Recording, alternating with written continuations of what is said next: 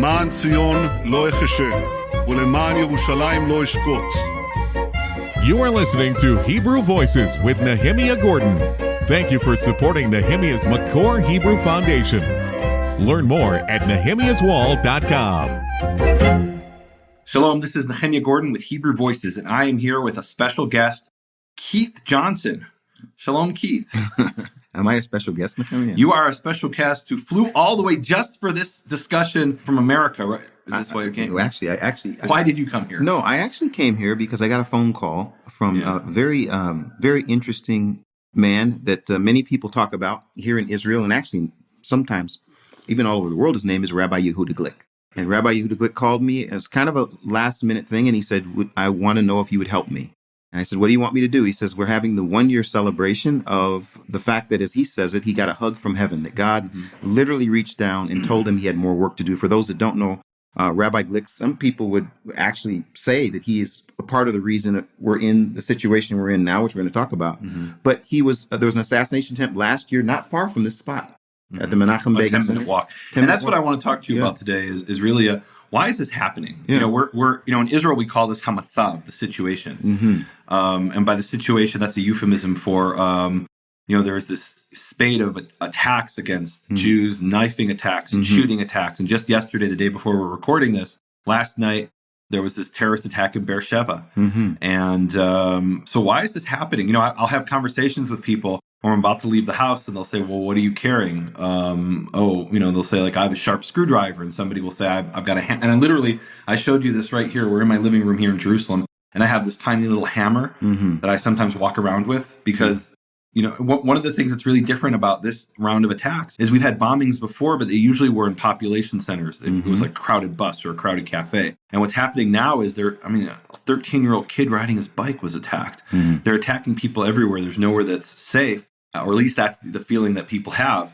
And so it's actually really different. And a lot of people are asking, why is this happening? What have you heard from in the Western media? Before I got here, the message started to be was being sent. Basically, this all has to do with the Temple Mount. And specifically, it has to do with Israel changing, quote unquote, the status quo, which I don't think people really know what the status quo is. But Israel's changing something on the Temple Mount, and that they're storming the Al-Aqsa Mosque, and Jews are coming in, and they're going to take away the temple, and they're going to take away the Al-Aqsa Mosque. This is what the Arabs are saying? This is what the Arabs are saying, but it's being interpreted by people that are actually carrying their water, as I say, carrying their message and saying, Israel's going to change the status quo. And Netanyahu stood up and said, no, that's not the case.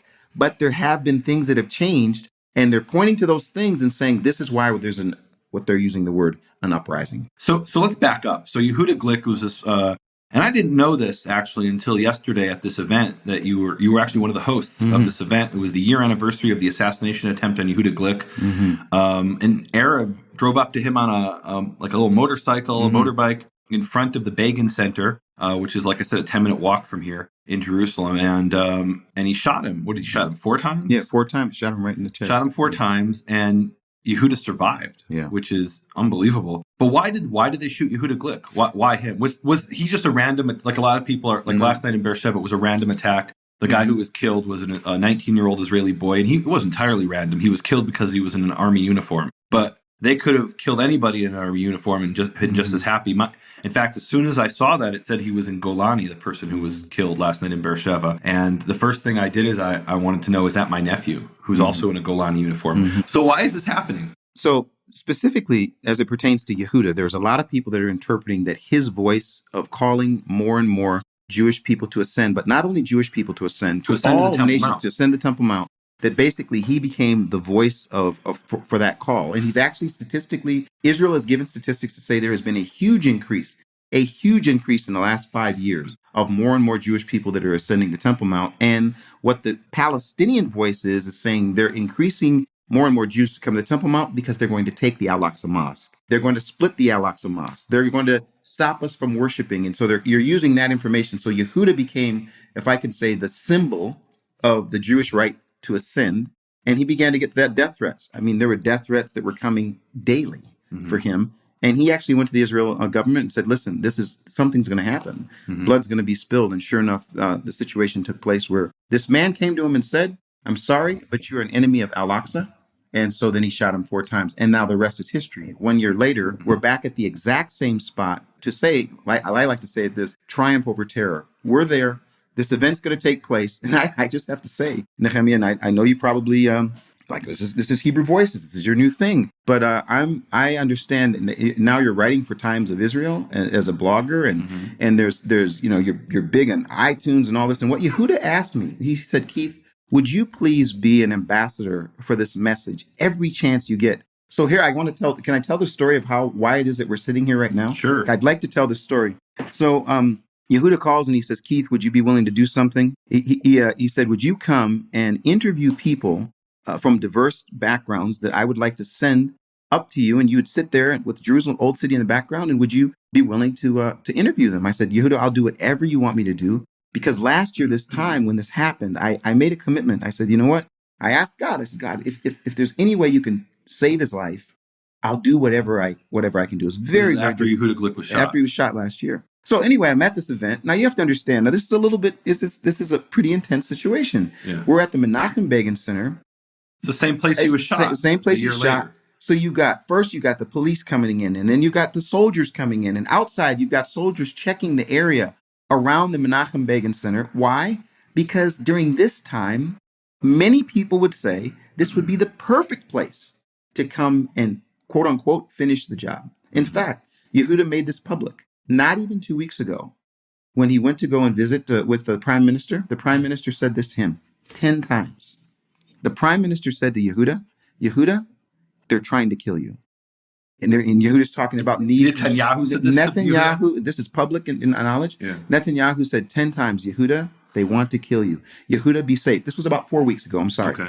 So now it's time for Yehuda to decide if he's going to have this event. Mm-hmm. So he decides after he's shot. They still want to kill him. Oh, absolutely. They said the job is not done. He shared publicly which one of the statements they made. But let me get to the point. They say he's going to do this event. And then just after he makes the decision, it's going to happen. 2 weeks later, all this stuff blows up, which we're going to talk about. Mm-hmm. So I'm at the event. And I got to stop you for those who don't know what's happening, because maybe people will be listening to this a year from now and they won't remember. But there is this series of, daily. It really is for me. I lived here during the Second Intifada, and literally the news would begin. The following were the terrorist attacks for today. Mm-hmm. And we're back to that situation. Literally, a few days ago, last week, there was and I posted this on Facebook. It was the front cover of the Israeli newspaper, and it had 4 different photos with different times throughout the day where there were 4 terrorist attacks in different parts of the country. Mm-hmm. And those were terrorist attacks where people were killed. Absolutely. They weren't even reporting. And I heard from eyewitnesses of a terrorist attack where the guy started rampaging with a knife and he was arrested and didn't even show up in the news because there's not enough space. There's 4 where they were successful. They're not going to, 10 more where nobody was killed. They're not going to even report. Well, and so we're back in, and so people are saying, is this the third Intifada? And really, what will determine that, and people will look back and say, you didn't know you were in the third Intifada, right? or you thought that was the third Intifada, And what will determine it is whether they run out of steam or not, the Arabs. Mm-hmm. Will this just be something that happens for a few weeks, or is this something that's going to, continue for 5 years like the last one? Well, and that was the point. So then, so here 2 weeks ago, once this really, started to increase in the beginning of Sukkot, the question was, is this event going to still happen? Mm-hmm. And I, my wife, Andrea, was like, well, now that this is going on, surely you're not going to be going to Israel. And I'm like, well, I told Yehuda that I would come. And she asked, what will you be doing? Well, surely you're not going to be behind any cameras. Surely you're not going to do anything that's media focused. And I said, well, honey, I already said what I would do. And so my word is my word. Long story short, I get to the event. Yeah. Now, I got to tell you something. I get to the event. First, there's the first check. Then there's the second check. Then we go upstairs and there's this glass door, folks. There's this glass door where you got to put a code in because the director of the Menachem Begin Center is up there. And where I'm going to be is upstairs on a balcony, 3 levels of security. Yeah. So I'm there and I'm doing interviews. Yeah. And all of a sudden there's this whisper. I look over and here's the Times of Israel blogger, Nehemia Gordon, in my secure area. And I'm like, what's he doing here? I'm Israeli. It's not a problem. So all of a sudden, Nehemia is there. And at that point, we're doing these interviews with people. In fact, the actual event was live streamed and they're going to be getting it up again so you can watch it. Hopefully by the time this comes out. And we'll share the link. We'll share the link so you can watch the video. And you interviewed some really interesting people who came to support what Yehuda was doing. Christian, and of course, most importantly, you interviewed Rabbi Yehuda Glick himself. Yeah. And I don't think people realize this. You were the co-host of the event. It was Rabbi Yehuda Glick and Keith Johnson. No, and actually the reason for that, honestly, is because he really did ask me in the last month or so. He said, "Would you?" It was really at the beginning of Sukkot is when he asked me. Really? Yeah, and I said yes, I would do it. I'd already agreed that I was going to come to be at the event. But the point was that what he's asked me to do. Yeah. He said, "Keith, every chance you get, would you please help bring clarity to what we're really bring doing?" clarity, because here's the perception of the world. And even from a lot of people in Israel, and there's this little cartoon I posted on Facebook, which really, it's in Hebrew and it expresses the Israeli perception. It shows this rampaging Arab. He's all red hot in the cartoon, and he's shouting, "Itbach al Yahud," which is Arabic for kill the Jew, kill the Jews or death to the Jews. And the two Israeli reporters the one Israeli reporter who doesn't know Arabic asked the first reporter, "What is he saying?" Because he doesn't know what's Itbach al Yahud. And he says, "Oh, he's upset that Jewish extremists are going up to the Temple Mount," and a few other things. And they said, and the economic situation in Jaffa, and that the reality TV singing show has really bad contestants. It was trying to be funny. But the truth is, many Israelis, they see these stabbings in Beersheba last night and all over the country, and the perception is, well, these crazy, extremists like Yehuda Glick and his folks, they got us into this. And so what? So because they want to destroy the Al-Aqsa Mosque, and so is that true? Does Yehuda Glick want to destroy the Al-Aqsa Mosque? He's been very clear that he does not want to do that in any circumstances. He continues to quote Isaiah. Says this should be a place of prayer for all nations. Isaiah says this. This That's house should Isaiah be a house. 56. That's our favorite passage. He talks about it all the time, and he says that it's not about removing anybody. It's about everyone who wants to call on the one true God, that they would be able to do it in peace. And they would be able to come and he's now made this an issue where he's saying, look, this is an issue of human rights.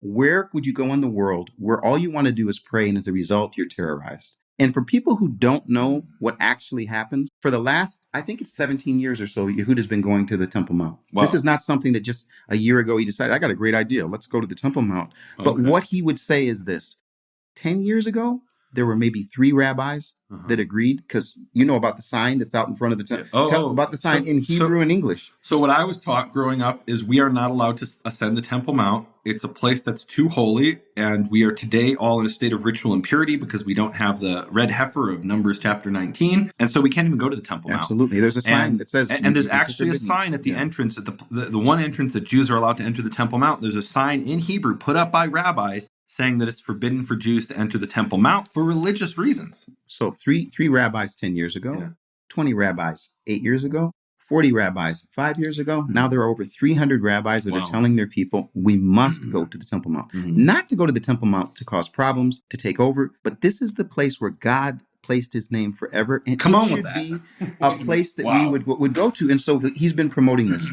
A year ago, they tried to take him out. They said that was what their goal was. Now, a year later, he would say that event actually took his activity to 10 times. And I saw it. I was there last night at this event celebrating his survival of the terrorist attack on him. And I was very impressed with the number of people and the diversity of people. The diversity is amazing. And I think I'm pretty sure if you would have been at the same event a year ago, there would have been a much narrower group of people. Because a lot of people, some crazy fanatic is going up on the Temple Mount, and even the ultra Orthodox Jews don't want to go there. And this Jew in a knitted kippah, and he's not ultra. Or what's he doing there? He really must have some political agenda. He doesn't really want to pray. That's the perception from a lot of Jews. And now I think the perception has changed. The biggest mistake they made was trying to kill this man because they turned him into a martyr. And now people are saying, wow, if he'd lay his life on the line, what is this all about? Let's find out about this. Oh, and so here's a man who actually, and what you find out when you actually hear him talk is here's a man who is saying, I just want to go up there to meditate. I just want to have the right to pray. I want to be in the presence of the place, which is the holiest place on planet Earth for a Jew. In Islam, it's the third holiest site. In Judaism, it is the only holy site. Exactly. It is, the holiest place in the world because God put his name there forever. And here's the irony of it. So those 300 rabbis who said Jews are allowed to go up in the Temple Mount, they still teach, as far as I understand, that Jews are not to go into the Dome of the Rock. Right. And that's not out of respect for the Muslims. It's out of respect for the Torah.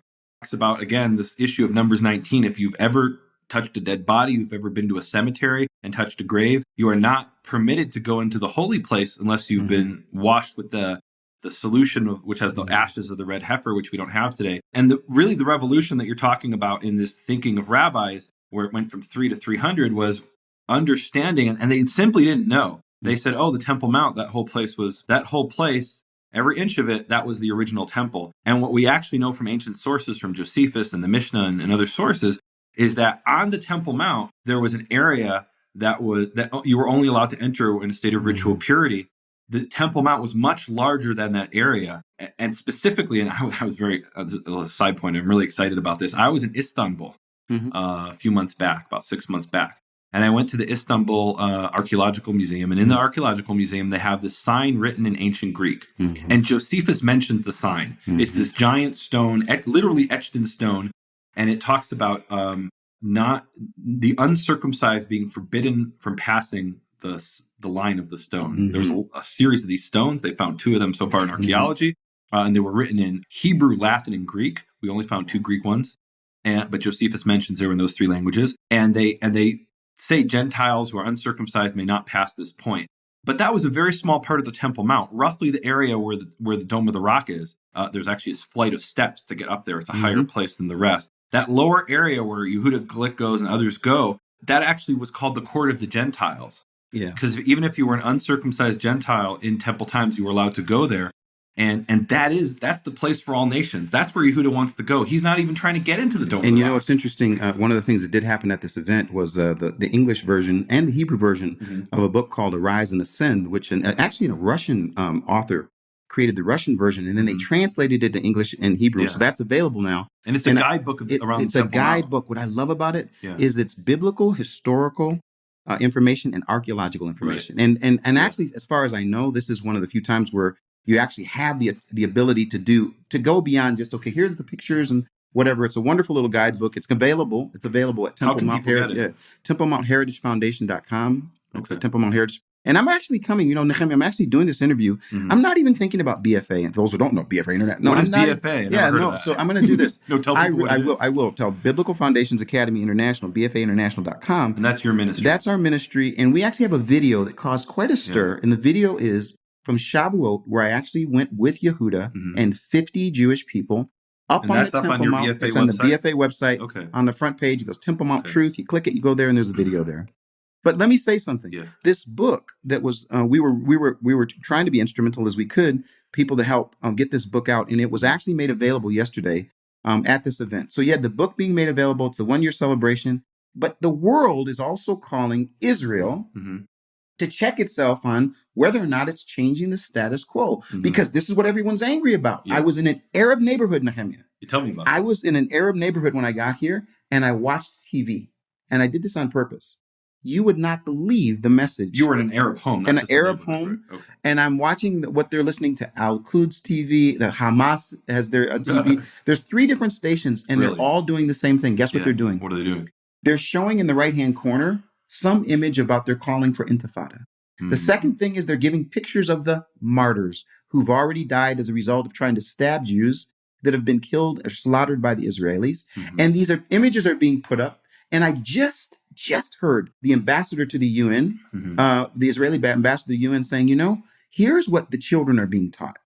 In America, they say, you want to be a hero? Become a football player, become an actor, become the president. In Palestine, what they call it, in the Palestinian areas, you want to be a hero? Kill a Jew. Now, this is not being dramatic.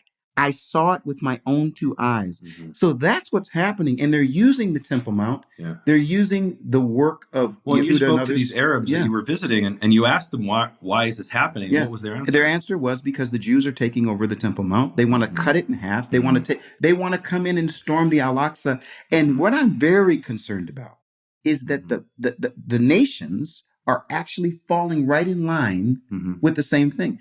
The Jews are going to change. Well, we better bring an international group to come and monitor the Temple Mount.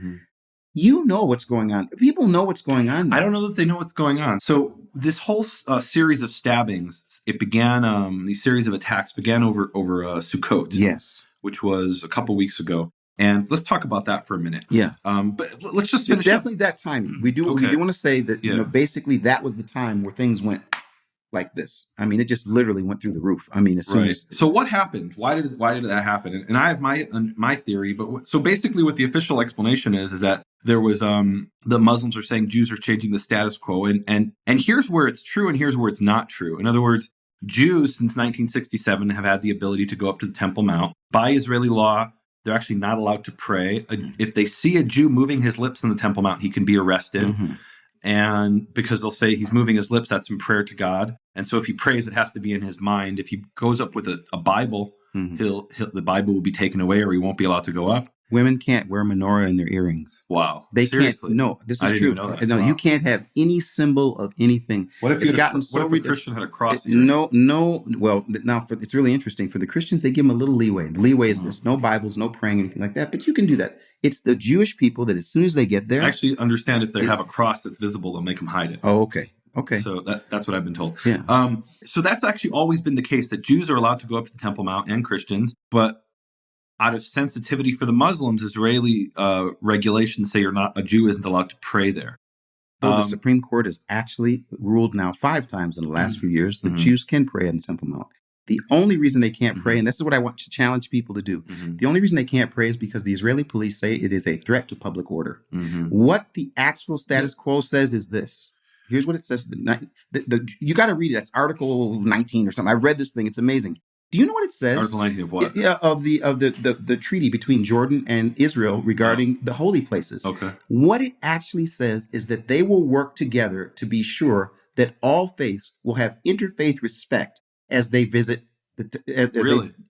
I would like, would you do me a favor now that Wow. you're working times of I Israel? didn't know about this. I would love for you to read. So this is in the peace treaty between Israel and Jordan? Yeah, you actually go and look at the actual, it's Article Googling. 17 or 19 or something. While you're looking for that, it's under the section of holy places. I'd love you to read it. Yeah. Because if you read that, you're going to say, so where does it say that Jews can only go one day? And where does it say that, you can only have 10 Jews at one time? Where does it say that all of these things that have been added? The one thing that Israel has changed while you're looking for that is this. Yeah. 3 weeks ago, at the time of Sukkot, the new security minister made a decision. And this was after much discussion. There is a couple of groups that are on the Temple Mount who are paid, transported by terrorist organizations to come to the Temple Mount, and they have one job. Yeah. And Israel has already knew this. Their job is that as soon as you see the Jews, you harass them. Right. You spit at them. So you these cuss are them. agitators. They're agitators. This is the lady who threw a shoe at you. Yeah, right? these Or at Yehuda they threw at Yehuda. So one of the they decided just before Sukkot that they're going to remove that group. Really? And that's been interpreted as they've attacked the Muslim worshipers. The second thing they did that was even more serious is they found out that there was a planned attack on Sukkot for Jewish people that would come to the Temple Mount. They were going to throw Molotov cocktails. They had it all set up. They actually had a warehouse. It's called the Al-Aqsa Mosque, where they had spent the night. True story. They had spent the night, and Israeli security found out about it. Yeah. And early in the morning, Israeli security went up. It's shown all over the world. They went up, confronted these young terrorists, and that's exactly what they were going. They were going to terrorize these people, and they averted a major attack. When that happened, Abbas and everyone else said, they've stormed the Al-Aqsa Mosque. We must defend the mosque. There's some other things that happened that you're going to talk about, but what people don't realize is that the status quo was about interfaith. So you had these Muslims who went into the Al-Aqsa Mosque, and they had Molotov cocktails and various weapons, and they attacked. They wanted to attack the Jews that were going up to the Temple Mount. Absolutely. And I want to say something radical, though. I'm not even going to say Muslims. I'm going to say this. These were Palestinian young people who were sent to do These are terror. agitators. Okay. I don't know if they're or even Muslim terrorists. That's what I would say. Hamas has definitely tried to take over the Temple Mount. So yes. So and they have a political agenda. Probably they're masking it in religion, but and maybe there's a religious element, but definitely there's a political. So here's what did change. And after Yehuda was shot, all of a sudden you had Jews throughout Israel who start paying attention to the Temple Mount, and then this last Sukkot, 950 Jews in a period of a week went up to the Temple Mount. And that doesn't sound like a lot, because on one day, the Muslims will have 100,000 people there in their holidays. But there have never, since 70 AD, when the Romans destroyed the temple, there have never been 950 Jews in the Temple Mount. Think about that for a second. Since 70 CE or AD, That's how many, we're in 2015. I'm bad at math. Help me out here. Mhm. That's nearly 2,000 years, 1,950 years plus. There haven't been 950 Jews up there in the Temple Mount. There's never been that many. There's been one or two, and maybe 10 or 20. That's the largest number in a period of a week. And the Muslims must have seen this, or the people up in the Temple Mount must have seen this, and maybe they legitimately. Now, someone's going to listen to this and they're going to say, well, that must have been overwhelming that there were 950 Jews that are up in the Temple Mount. Let me tell you something. You know how many people go per day? There can be 400 or 500 people per day. And of those 400 and 550 people per day, maybe 50 of them are Jewish people. So it's not like this was overwhelming, but it's the fact is. And there are busloads of Christians. Oh, busloads. And they're not concerned with this. But what they are concerned about is all of a the sudden increased number of Jewish people that are beginning to understand that that's a place that is a place that's significant for them. And so, again, I don't think people understand. So in other words, there were probably something like 4,000 or 5,000 people who were non-Muslims who went up that week. Yeah. And of those, maybe 25% were Jews.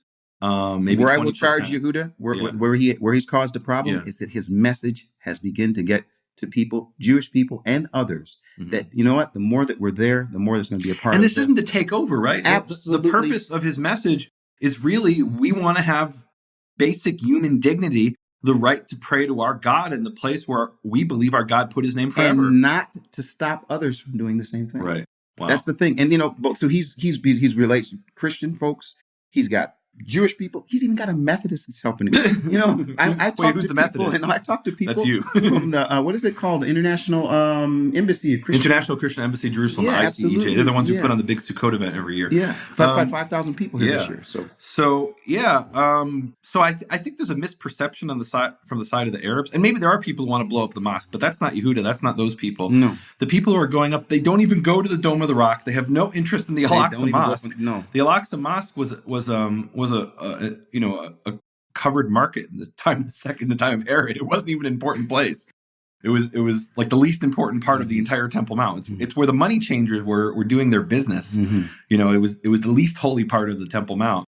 What I was going to say, Nehemia, was really what intrigued me about talking to you about this. One is Yehuda said to me, every chance you get, talk to people about what's going on, especially people like yourself that are putting together, I think, a really phenomenal platform where you're going and getting these different voices. But one of the things, Nehemia, that's really, how can I say this, really interesting to me, and I hope you're going to share this, is your perception of the timing of what happened with Sukkot. I think some trains came into the station all at the same time. Now, I call this Maestro. I think Maestro in heaven is allowing some things. I can get biblical on you. Get biblical. But I've watched the nations do what they're doing. Zechariah chapter 14. I'm not saying that we're in that last day. I'm not saying that. But there's certain things that you see in Scripture. You see in Scripture, and you just say, "Wow, that just seems really, really, really familiar." But there were some other things that happened that were not normal that you have to share. And why I'm intrigued about this is that I think the things that are happening, there's a certain amount of legitimacy to the Muslims saying, wait, what's happening here? Not that it's changed the status quo. And here's where they're missing the point from the Jewish perspective. So there's no question that Jews believe that mosque will be torn down and the temple will be built in its place. But I think Yehuda Glick and every Jew from every perspective who believes that this will happen believes that this will be part of a supernatural series of events. It will not be exactly. It'll be God who will send the Messiah who will do these things. And if the Muslims are afraid of God, then there's something wrong with them. Like it's not going to be some political movement where we pass a law and we say, okay, we're bringing in the bulldozers to tear down the Dome of the Rock. That will never happen. Nobody wants that to happen. That's not what we're saying. What we're saying is, if we're faithful to God and in his timing, that the King Messiah will come, and I believe it may be those very people, maybe it will be even those ladies, the ones who dress in black and were harassing the Jews with their religion. Maybe those very same women will repent, and they'll be the first ones to tear down the bricks of the Al-Aqsa Mosque themselves. They'll in shame for what they did, shouting the name of their God in an act of violence. They'll say, we need to bring down this building and put up a building of peace. It's interesting. Also, I just think that when I think about adding the God aspect into this, when you open Scripture, my son said something to me, and actually, you were here when this happened last year when I heard about Yehuda being shot. I was sitting at the table. It was Nehemia, my son Kyle, and me, And it was just, I had an overwhelming feel of emotion. I couldn't sit at the table anymore. I'm weeping and I'm crying. And Kyle, my son Kyle, says to me, he says, Dad, no, next time you go to Israel, will you just do me one favor? I said, Kyle, what would you? He said, would you get me just one thing? And I'm thinking, what's he going to ask for? Like, a David sling? Is he going to ask for what's he going to ask for? He said, just get me one thing, a picture of the Temple Mount. Wow. That's all he wanted, a picture of Temple Mount. So I got it for him. I came back, we framed it. So for him, when he looks at it, he doesn't see that as, just hear this, he doesn't see that as a Jewish place. He doesn't see it as a Muslim place. He sees it as the place that God placed his name, and that he is a foreigner, because he reads the Bible too. When Solomon said, and when the foreigner comes from faraway land, 1 Kings chapter 8, whatever that verse is, hear his prayer. He says, you said your eyes, God said, my eyes and my ears are there perpetually. So why am I involved in this? People ask, Keith, what are you doing? There's many, many causes. Why are you involved in this? You actually, and this is why I'm gonna put you on the spot, you were actually there when this started for me. That's why this is, I'm representing Yehuda telling me to talk about this, but I want to share this. Again, I go down into the basement underneath the wall, the western wall, and there's these huge stones. I've told the story 1,000 times. That's where the vision of the idea of having a biblical foundation for faith, for people's faith would rise. That's where it would happen. Because those were the foundations of the platform that held up the Temple Mount. So for all these years, we've been dealing with those stones. But you move up. And just to give people an image, so there's the big stone, which is 600 metric tons. 600 metric tons. And they say it's the length of a bus. It's the length of a bus, yeah. And the height, it's huge. Right. And basically they didn't use mortar, so they had to have these really big stones to hold the foundations in place.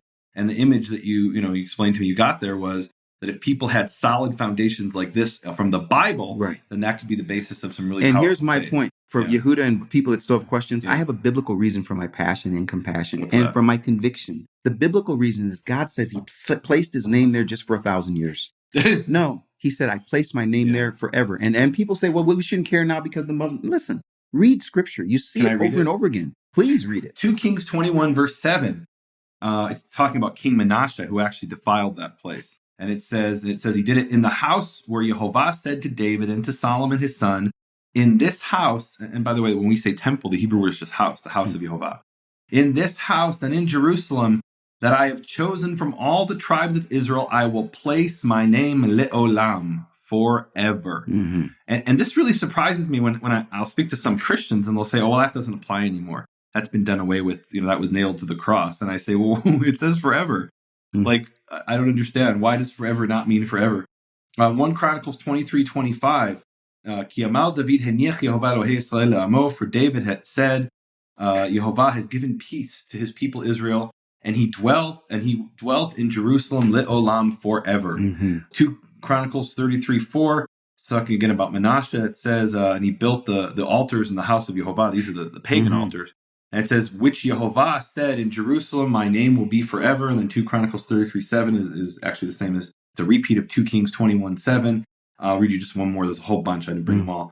2 Chronicles 6:6. It says, I chose Jerusalem, Lihiot Shmisham, for my name to be there. And I chose David to be over my people Israel. In the Tanakh, in the Hebrew Bible, there's this duality. There's these two pivotal issues. There is the temple, and there is the Messiah. You have David, and you have the temple, and they're connected because David's capital is the city of David, which is just below the temple, and the temple is up above. And so this promise of the Davidic line and the temple, those are these two things. And sometimes you'll hear about David and the high priest, the line of David and the line of Aaron.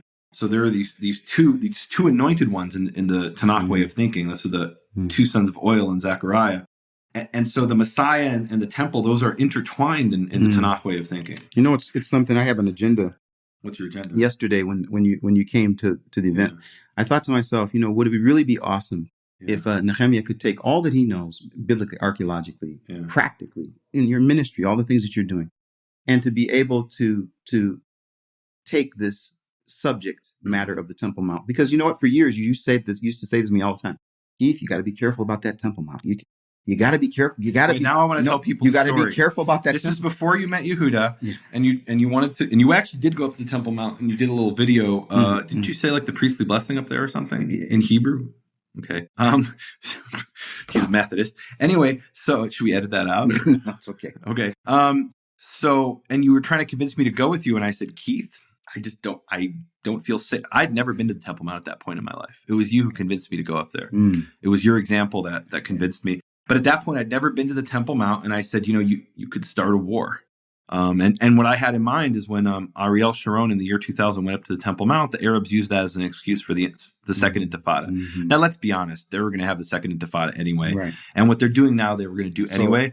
But what this does do is it makes it more intense because it's a way of them, the leadership wants a war, but it's hard to convince the people to go to war. Well, here's something they can point to the people and say, well, this isn't for us, you're doing it. You're doing this to defend the Al-Aqsa Mosque. So it's a way of convincing the people. But let's be honest, they wanted a war. In 1929, they massacred the Jews throughout Israel. Was that because Jews were going up to the Temple Mount? Right. They weren't even allowed to go to the Western Wall, barely. They weren't allowed to gather 10 men at the Western Wall at that time, or blow the shofar at the Western Wall, which was a tiny little alley in the old city. So the Temple Mount wasn't even on the agenda. 1936 to 1939, for 3 years, they rampaged, killing Jews. What did that have to do with it? You can read in history about how they were, knifing Jews, literally knifing Jews and slaughtering Jews with swords and murdering them, going back 1,400 years. Now the latest excuse is the Temple Mount, but they'll find other. That's an excuse. Well, what's interesting, Yehuda himself has not physically been up at the Temple Mount for over a year. Really? Since he was shot? Before he was shot, he was banned from the Temple Mount because one of the ladies who does the cursing and whatever said that he pushed her down and she broke her arm. She wasn't even there at that day. He wasn't even there on that day. They went to the courts, but guess what the police said? Well, we're going to keep you off the Temple Mount because you're a threat to public order. So he has physically not been to the Temple Mount for a year and a month, at least. And so it isn't obviously because he's at the Temple Mount. But back to my agenda, I really think, Nehemia, it really is, and we're watching this happen, more and more Jewish people are realizing the significance of that place.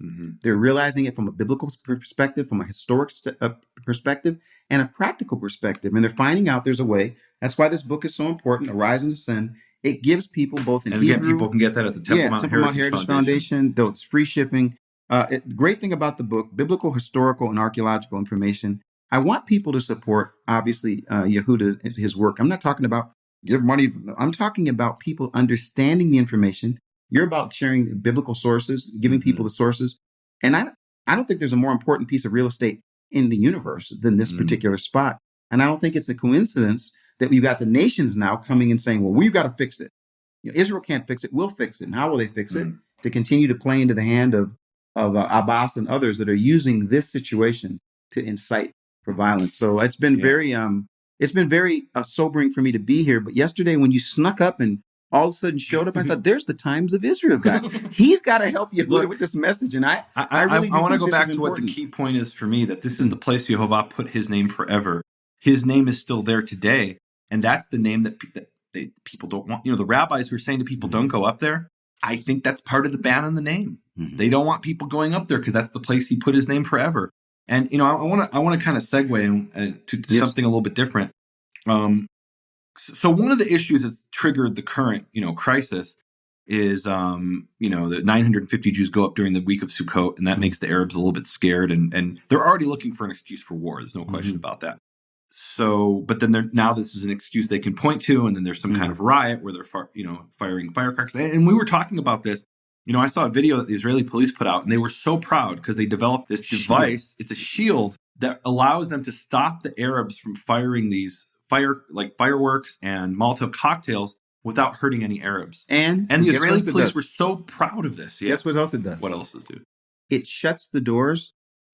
So the Israeli police don't go inside the Al-Aqsa Mosque. Right. And so basically they can get close enough to say, look, we're going to keep you in your mosque. You want to be in the mosque, stay in the mosque. Be in the mosque. Just don't attack people outside the mosque. Exactly. Right. So what was the reaction of the world when they saw this? How did they spin the story? Oh, that Israel is using excessive force against Palestinian worshipers. We're firing Molotov cocktails. Oh, no, we don't talk about that. No, Israel is using excessive force against Palestinian worshipers. But there were some other things that happened during Sukkot, which I think, in my opinion... So yeah, and this was my perspective. And I actually went and recorded this, and we're going to play a little recording of it. But one of the things I went to, this was during Sukkot, and it was the Birkat Kohanim, the priestly blessing. And that's very near and dear to me because I wrote the book "Shattering the Conspiracy of Silence" about the priestly blessing. It's the blessing that appears on the silver scrolls at the Israel Museum. It's the oldest copy of any biblical text. You guys have heard me talk about it. Go read my book "Shattering the Conspiracy of Silence," Open Door series. But they have this ceremony twice a year, the Birkat Kohanim. They actually have it every day at synagogues around the world, or certain synagogues. But specifically on Sukkot and Passover, the Feast of Unleavened Bread, they have it where about 300 Kohanim come from all over the world. And these are direct descendants of Aaron, father to son. And they actually participate in this mass prayer where they proclaim, according to number 6, they proclaim the priestly blessing over the people. And it's pretty cool how they do it, because this is something that goes back to the time of the temple. The way they do it is a continuation of how it was done during temple times, where there was a lead, the high priest would proclaim, he would say, Yevarechecha, and everyone would respond. You guys will hear it in a minute, we'll play the tape. And the whole crowd of Kohanim would respond, and the people would be listening. And when I went there, and I waited like an hour for it to actually happen, it's part of a prayer service. And when they get to a certain point in the prayer, then the lead priest, he's not the high priest, but he's the lead priest who's in charge of it. He came over a loudspeaker and he shouts, Kohanim, priests, and everybody kind of gets ready and they recite certain prayers. Let's hear it to prepare themselves, and then they go through word by word. And what was significant about this is, number one, this is during Sukkot when 950 people are going up to the Temple Mount, and the Arabs already started getting a little bit nervous. But the other thing, and I don't think anybody in Israel even thought about this, it wasn't deliberate. It was we got a lot of people here, we're going to do it over a loudspeaker. And now normally when the Orthodox Jews do prayers, they do it on their holidays, on Shabbat and on the feast days.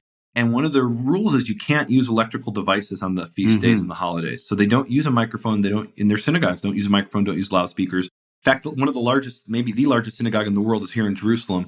It holds about 25,000 people. And it was designed with acoustics where it wouldn't need a microphone, because when they come on the high holidays on Yom Kippur or whatever, they're not allowed to use a microphone. That, by the way, it doesn't have elevators either, even though it's like 3 or 4 stories. So they were at the Western Wall, and there were tens of thousands of people there. And they're doing this, and they do this twice a year. There's nothing new about it.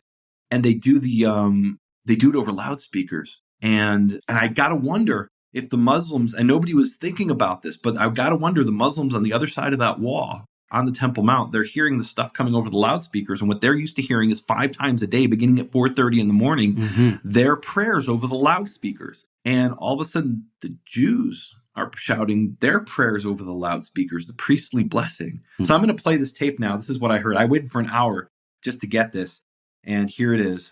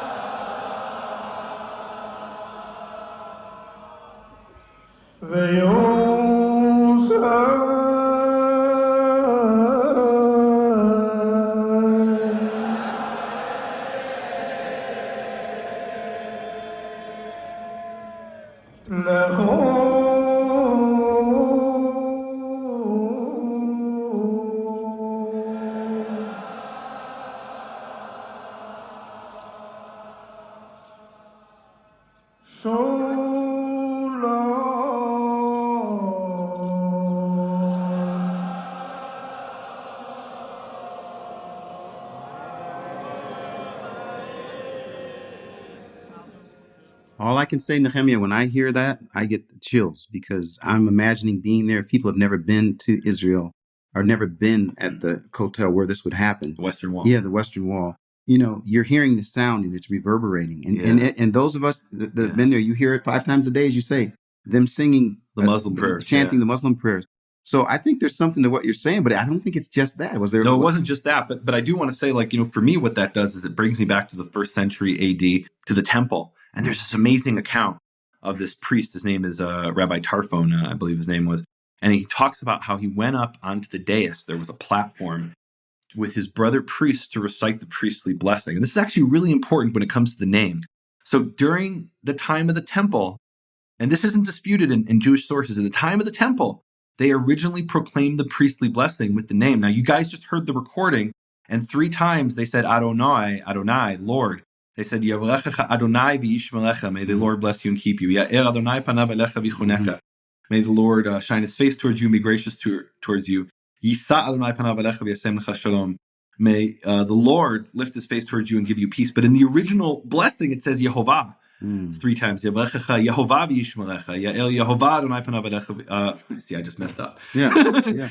See, isn't that interesting? Like, we're so ingrained in the Jewish tradition to say Adonai. That's unbelievable. I just did it. Even after I wrote a book in it. No, this is don't take this out, editor. This is amazing. No, you just said Yehovah panav elecha v'chuneka. Yehovah undercover rabbinic. I knew he was rabbinic. No, I grew up hearing this in the synagogue. In my synagogue, they did it, 3 or whatever times a year. Yeah. Not every day like they do in Israel. But so isn't that amazing? Like, I'm 42 years old and it's so deeply ingrained. Even after I wrote a book about how it's Yehovah, I just still said Adonai. It's amazing. It's a Freudian slip, so to speak. I mean, wow. So the point is, in the temple itself, they did it with the name. And I gotta wonder, this is just coming to me right now. So according to the Talmud, that when you proclaim the blessing in the temple, it has to be with the name up. And I wonder if some of them are afraid if they go up on that Temple Mount, maybe some of those rabbis, the 300 who until now weren't ready to say, and there's still thousands of rabbis who tell their Jewish disciples, don't go to the Temple Mount.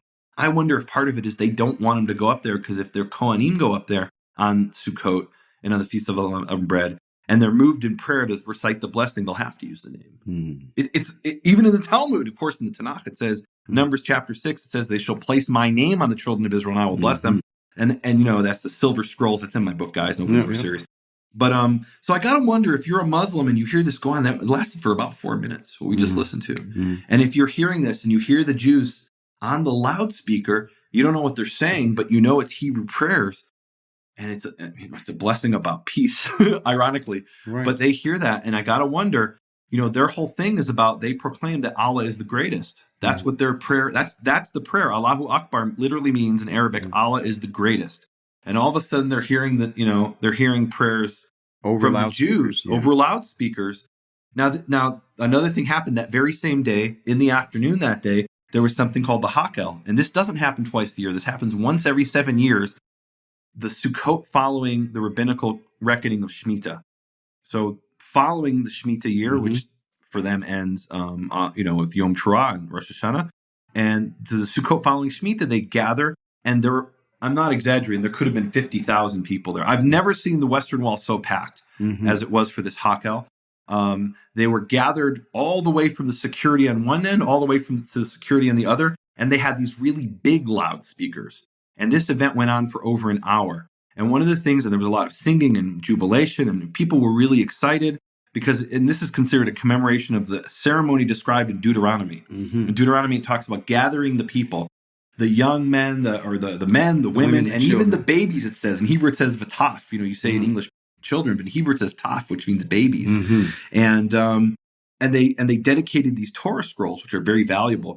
As part of that dedication, they read from these Torah scrolls. Now, I thought they were going to read the entire thing like is commanded in Deuteronomy, but they didn't read the whole thing. We would have been there for 7 days. They read like 5 or 6 passages, and they had different very famous video, people. audio of that. I have audio of that, and I'm going to play it right now. Okay. And specifically, this is really interesting. It's a former chief rabbi. He got up, and again, it was over loudspeakers. And I guarantee you, nobody in the crowd or in the organization of this event was thinking, we're going to do the loudspeakers like the Muslims. No, they were thinking there's 50,000 people here. They won't hear us. Right.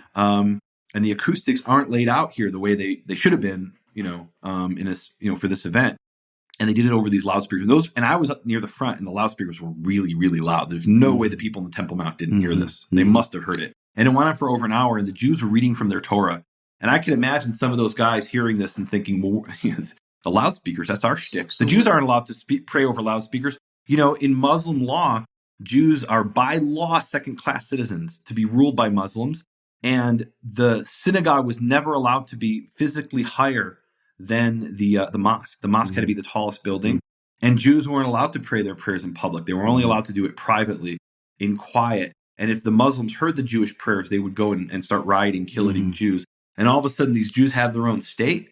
These uppity Jews, they've got their own state, and they're proclaiming their prayers loudly. And the Jews aren't even thinking about the Muslims. They're thinking about, we love God, and we want the whole world to hear it. We want our people to hear it. The people in the back. I'm going to play this tape. This is a former chief rabbi who is reciting the Shema. He's reading, and he's actually reading from the Torah scroll that's being dedicated on that day. He's reading from the Shema, and this is the really cool part. I hope this comes across in the recording. At the end of the recording, when he gets to the end of the section in Deuteronomy 6, the end of the Shema, which I have hanging over there on the wall section, but he was reading from this Torah scroll. When he gets to the end of it, you can hear a baby crying. And I didn't even notice that at the time because there were so many people there. There was a lot of noise. But when I listened to the tape later and I heard the baby crying, it touched me because that's exactly what it says in Deuteronomy. It says the men, the women, vataf, and the babies. And the baby was there. And it says, and they will hear and they will learn to fear Yehovah your God. Every 7 years they would hear the Torah, and this is a commemoration of that ceremony. Every 7 years they'd hear the Torah and they would keep it and hear it. The modern version is being proclaimed over the loudspeakers. Let's listen to the rabbi reading from the Torah scroll from the Shema.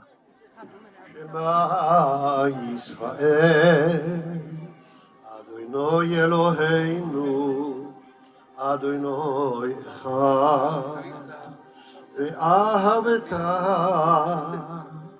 את אדוני אלוהיך בכל לבבך ובכל נפשך ובכל מאודך והיו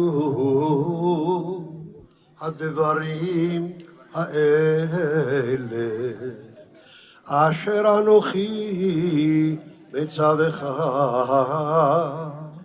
היום על לבביך ושיננתם לבניך ודיברת בם בשבתך בביתך ובלכתך בדרך ובשוכבך ובקומך וקשרתם לאות על ידיך והיו לטוטפות בין עיניך וכתבתם על מזוזות ביתך ובשעריך. Isn't that amazing? The That baby is crying amazing. at the end. I gotta tell you, we right now there's so much that's going on. Yeah. With BFA we're doing a Hanukkah project that's going to be coming out really soon, and but I want to tell you Where can something. people find and that? What's your that's website? it's at bfainternational.com. On the front it says Temple Mount Truth Project, and that's the reason we call it that is because it's time for some Temple Mount Truth. And I know that that's something that you've also really committed to. Not Temple Mount Truth.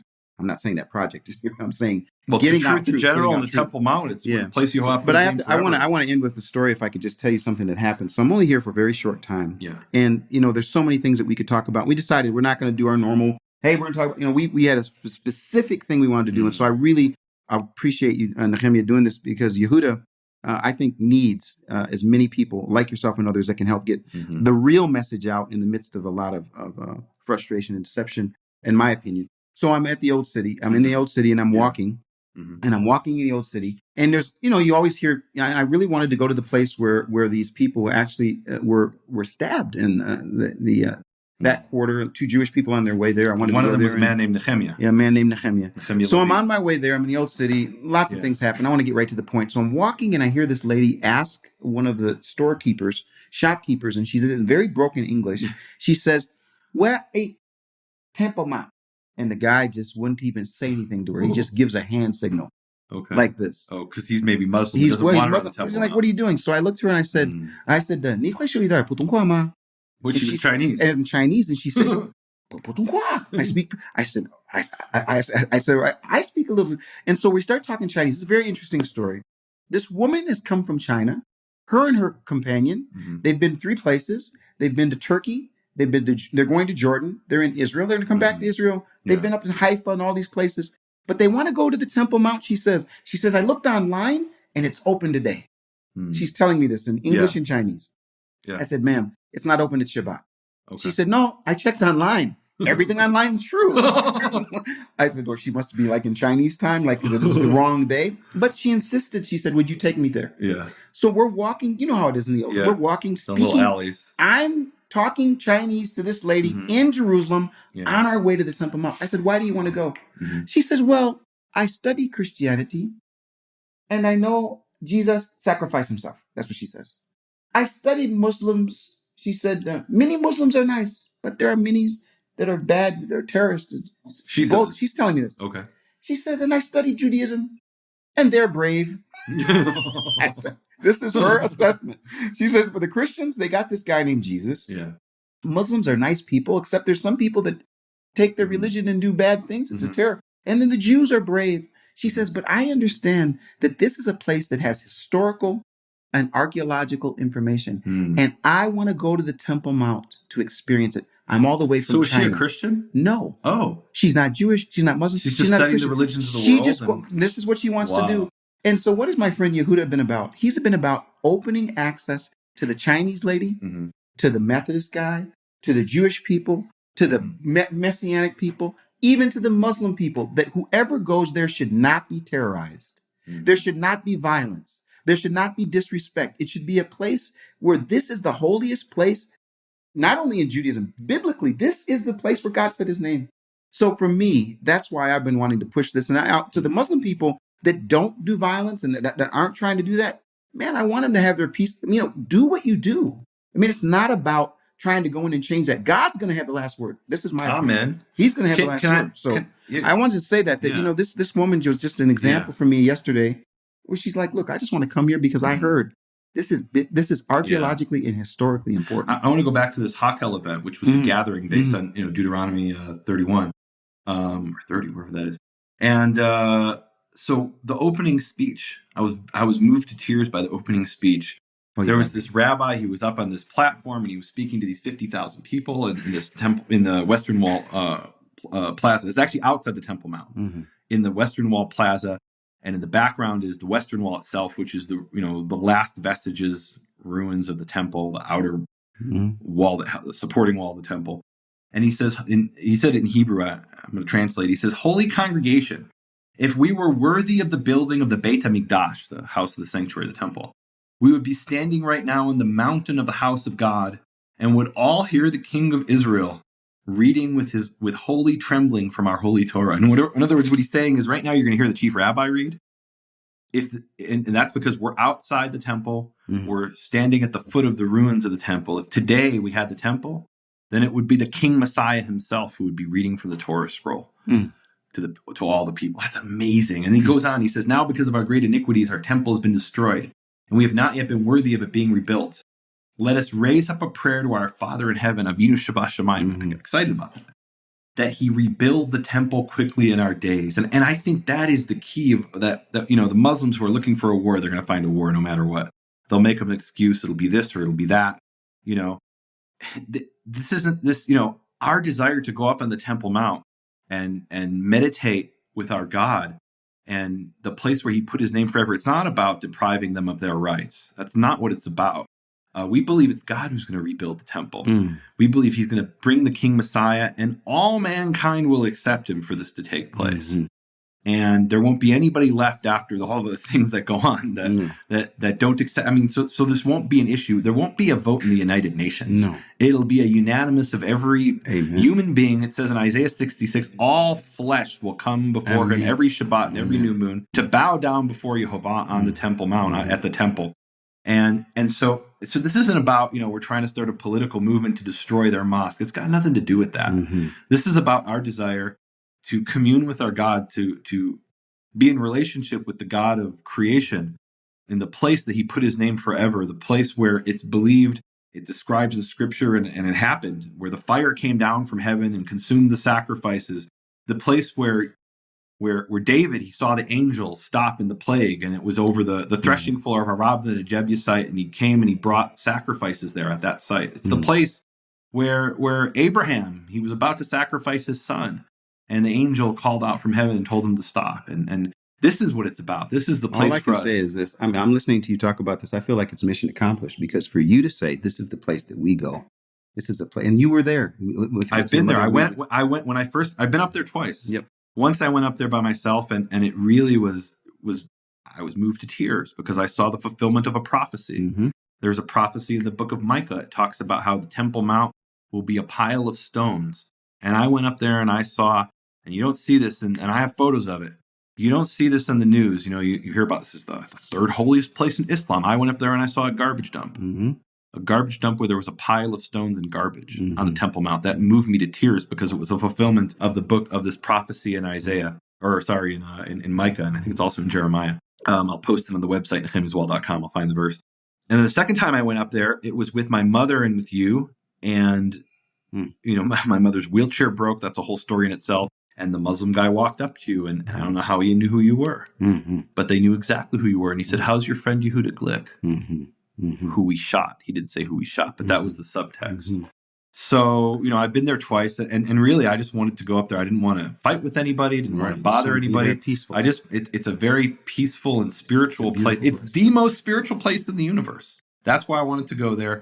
And they're the ones who are, there was this video they showed at the event yesterday, and it shows Yehuda being verbally attacked by the Muslim, not just some random Muslim, a guy working for the Waqf, who gets a salary from the Jordanian government. He's an official Islamic authority, and he's saying, and Yehuda's saying to him as he's leaving, and the guy's harassing him as Yehuda's leaving. Yehuda says, "May there be peace between all peoples." And the guy shouts back, "There'll be peace when you don't come here anymore. This is our place. You can't come here." I'm actually glad you brought that up, Nehemia, because one of the things we are going to do is on the site, Temple Mount Truth, bfainternational.com, we're going to have the video not only of the event, but also of the movie. Oh, that's a great movie. People need to see it. They really need to be there, and that will be there. And I don't know if you knew this before you saw it, but there's this woman. She's kind of in the background. You barely notice her. She's the Israeli equivalent of Barbara Walters. She's the journalist in Israel who does interviews. Her name is Alana Dayan, and she's the daughter of Moshe Dayan, the Israeli general who liberated the Temple Mount. That's amazing. Yeah, so we're going to have that information available, and so people can see the event, they can see this movie, which really is amazing, and they can see the video of Yehuda and 50 Jewish people ascending the Temple Mount, and see that they're not up there with protests, very peaceful, very quiet, very non-intrusive. So that'll be available. And look, so we were talking about, what's causing all of this. And the truth is they would have looked for some other excuse. But it's hard to get their people to go and stab somebody when they know they're going to be shot dead. And the way they're convincing their people right now is saying you're doing this to defend the Al-Aqsa defend Mosque. And maybe part of the perception, and I'm surprised nobody said this, but I think maybe part of the perception on their part was 950 Jews are ascending the Temple Mount. Now that's not officially the change of anything because they were always allowed to go up. They just never did. But now they have in 1 week. And then they're hearing these Jews who are reciting their prayers over loudspeakers, and they must be thinking, well, no, that's our thing.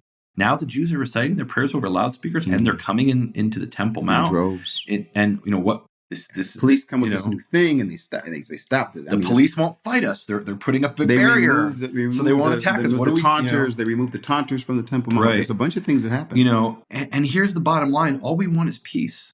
You know, that priestly blessing that was proclaimed. The last word in the priestly blessing is shalom. It's Yisa Yehovah panav elecha. May Yehovah lift his face towards you.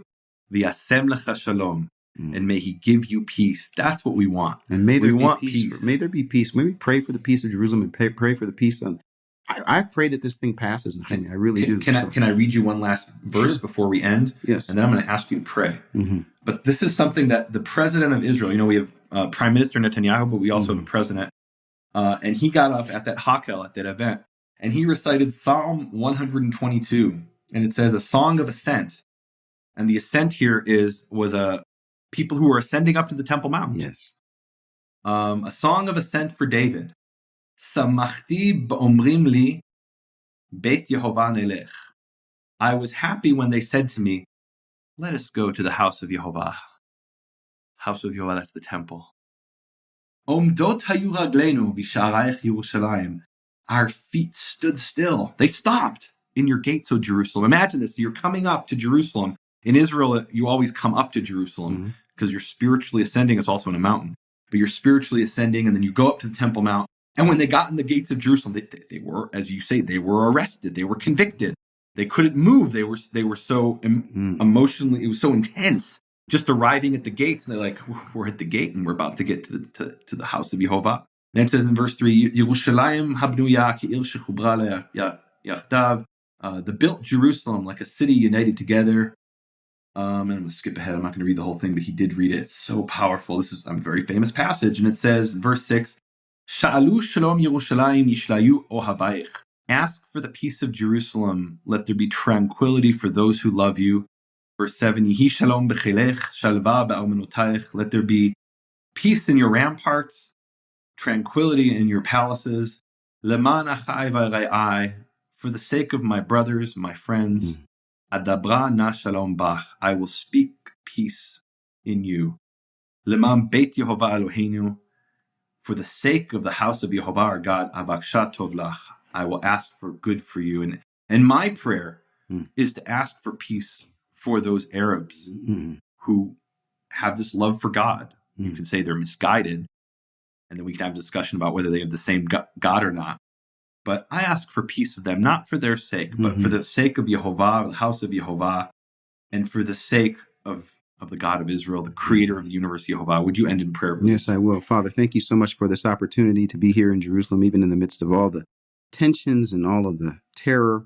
Thank you that you are still on the throne. Thank you for your goodness and your grace and the way that you orchestrated, again, an opportunity to lift up your name to the nations. Thank you for answering both my prayer and the prayer of so many people around the world, for your intervention, for Rabbi Yehuda Glick. We thank you for celebration yesterday, but we also really thank you that the work will continue, and for people all over the world that will join and arise and ascend and will go and honor that place as a place of prayer and a place of peace.